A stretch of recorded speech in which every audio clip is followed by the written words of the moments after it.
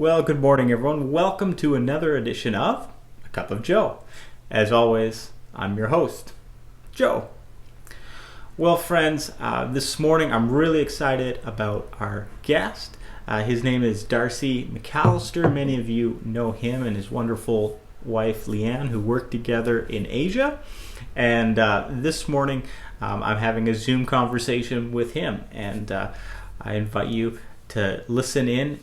He's got some really good stuff to say, and hope you enjoy.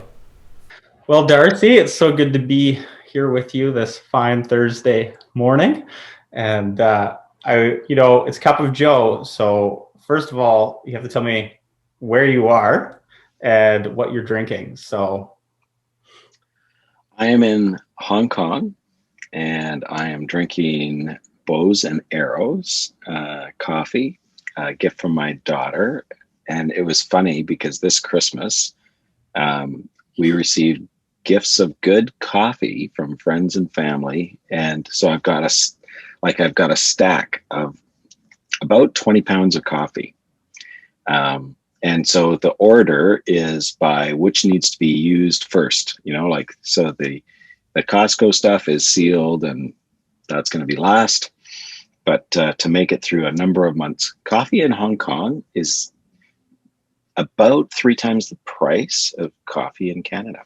And we haven't found that West Coast coffee yet here. Like there's a few coffee shops that we like, but that supply of good kind of West Coast coffee that isn't Starbucks or isn't from a grocery store, we just haven't found that source yet.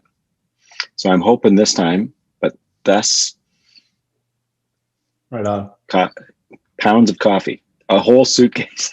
That's fantastic. You're speaking right to my heart there. Like, man. Now I gotta put you on the spot here a little bit. So I'm a bit pretentious when it comes to coffee, and I like to sniff it and figure out the flavor notes and stuff. So can you give me your best Darcy tasting coffee moment? The best, just like right now, just okay. Give it a whiff. Give it a whiff.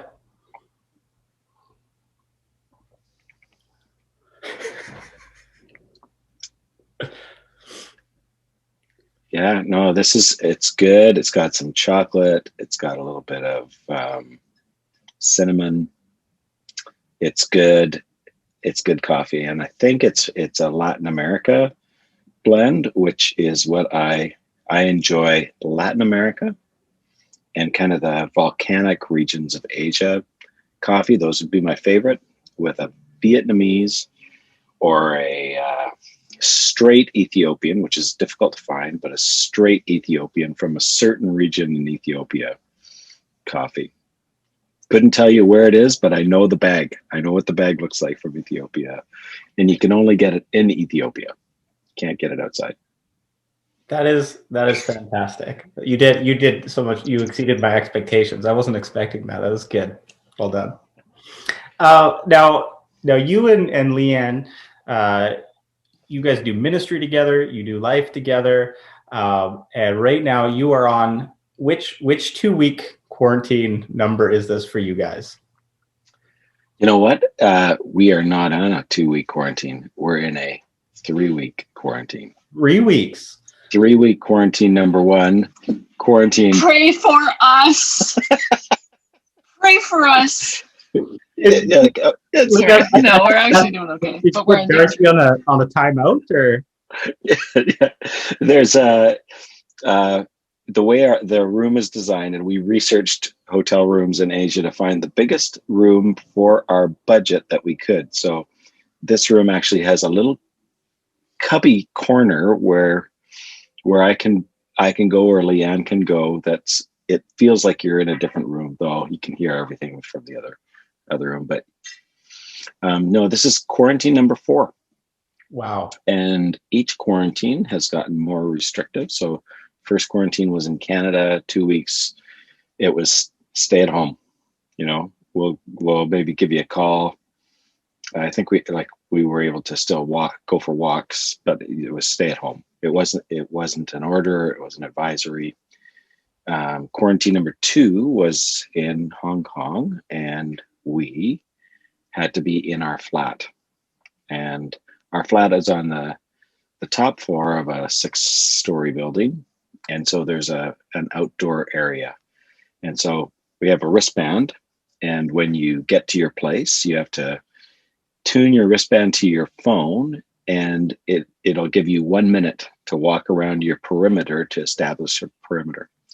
So as I'm walking the perimeter, I'm actually running through our apartment and then out and around the full perimeter of the roof. So we've got space. And you have 1 minute to do that. And I did that 7 times, because each time at about the 30-second mark, it would say, tracking failed. Do it again. It's like 30 some degrees, 100% humidity. I am drenched. I made Leanne run next to me the first 2, and she gave up. Yeah. She was like, I'm not doing this running around thing. But finally, I figured out what we were doing wrong and got it to connect. So that was 2 weeks in our apartment and on the roof. And then back to Canada for a stricter quarantine. Canada kind of gotten a bit more strict. So 2 weeks back in Canada in October. And that was a bit of a drag, because it was Thanksgiving weekend, and we'd actually planned to come home for Thanksgiving weekend to be with family.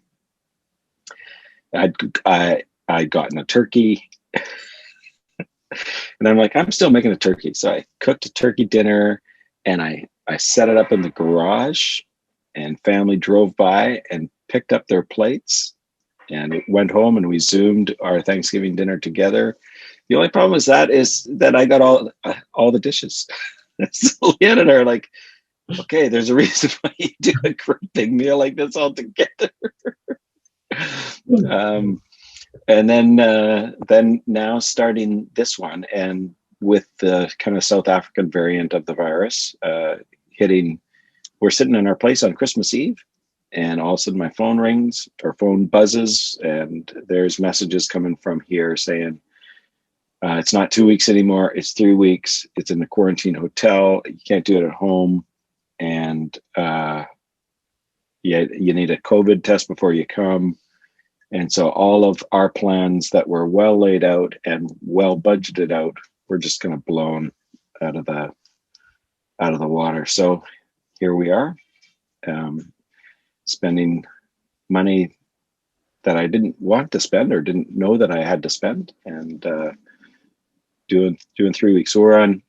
This is our second morning waking up in HK, and we were two COVID tests in, both negative, and wristband is on and set up. And today's kind of our second day of trying to figure this out. We are able to kind of order stuff to the hotel, and so some of our friends have sent some food, and then figuring out like Deliveroo and those kind of like the food apps, and so it's a journey. Wow, that does sound intense. So, I mean, there's no other word for it. That's just crazy. Now, you and Leanne, on a good day, on a pre-COVID day, you do a lot of ministry with couples, and having spent so much time together in close proximity has no doubt been challenging. But previous conversations we've had, I know it's strengthened your marriage. And man, there's a lot of couples out there who are having a hard time, who just are too close to each other in the wrong way right now. And what encouragement, what advice would you give to them? Yeah, I think in our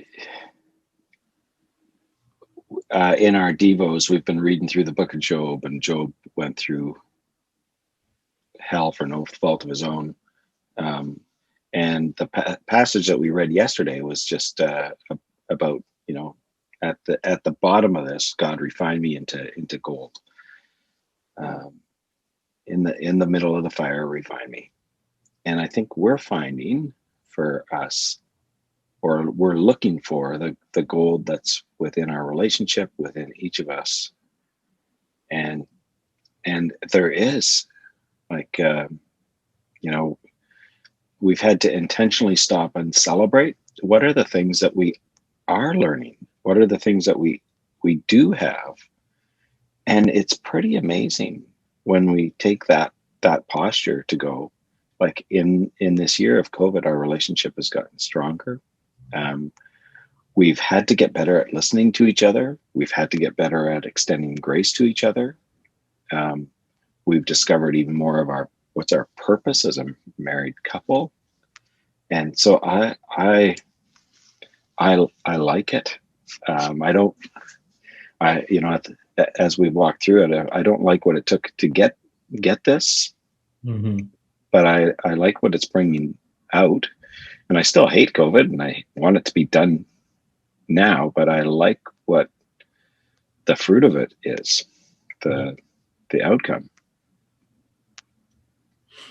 That's awesome. Like, that's so encouraging to hear, in something like this that seems to be pulling so many people apart. If you change your mindset and your attitude, that you can actually work together and come together. What are some things that you've learned during this process? I've learned that that there's value in slowing. Yeah.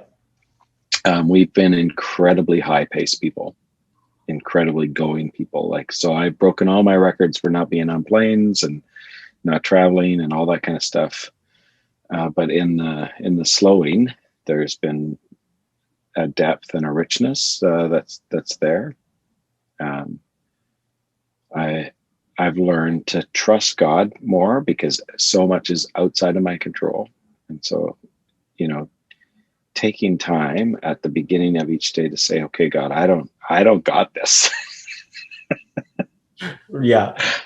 It's too much for me. And can I give it to you?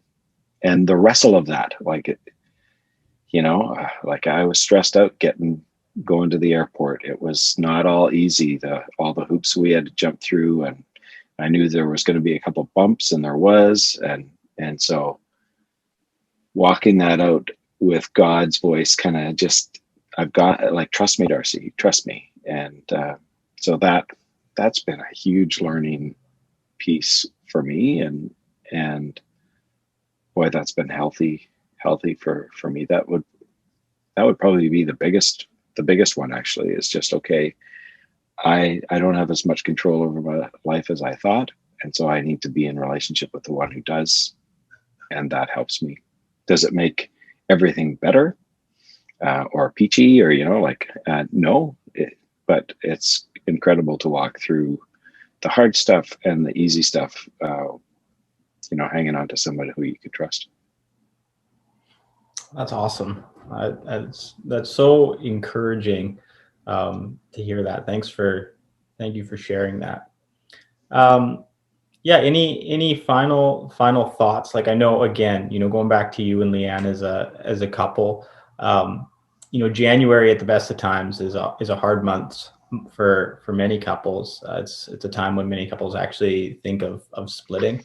They've just made it through Christmas. They've held it together for everybody, and now they're ready to file for divorce or call it quits or whatever. What encouragement, what words would you say to the couple that's about ready to call it quits? Yeah, press the reset button. That would probably be the thing that I start, like, whoa, slow down. Like, everything else is hard. Don't make it harder. Like, as if walking through divorce is going to be easier. I don't think so. Like, why would you do that to yourself? Like, amplify your issues. Oh, yeah. That's smart. No, press the reset button with each other. Say, I'm sorry. And start. And some of those stories might be really big stories. And what do you need to do to do this year in a healthy way? So, and for us, that meant, okay, let's make sure that we've got our relationship with God at the right place, and that is a foundation. So we started off a Bible in a year reading together plan, and we actually got some of our kids on it with us, which is just like, that's gold. So here we are. Date when I'm done this call, that's what I'm going to do. Yeah. So it's on an app. It's easy, but kind of setting that up. We actually took time in December to go, okay, what do we want to do this year to be healthy, and what do we want to look forward to? And so we kind of mapped out the year as best as you can in COVID, saying, okay, these are the things that we would like to do. We know that we have to hold it loosely, but let's do this. As we prepared for quarantine, it's like, okay, let's work out together every day as we're in quarantine. So we signed up for we've got two kind of workout things that we've signed up for, and it looks pretty. Like yesterday was the first day of doing that, and I did not look graceful. I was not in sync with the others, and I'm glad your wife did not see me, because she would have gutted herself. But we did it, right? And, yeah, absolutely. Mel and I do things together. Working out's not one of them. Yeah, I know. She tried to get you in, but so we've kind of like, what are the things that we can do, and let's build a platform so that our marriage is healthy. And January is a great time for kind of setting resolutions, but it's also a better time for starting those action steps to make it healthy. So that for us is really important. And I think if you think throwing in the towel on your marriage is a good idea, you're lying to yourself. There'd be very few marriages where we would say, ditch it. Like, there is far more value. And I guess the caveat would be, if there's physical and like emotional abuse kind of stuff, that would be no, you need to stop that. But yeah. Right on. Well, thank you, Darcy, so much for your time. Yeah, I really appreciate it. Thanks for joining me this morning. Thanks, Joe.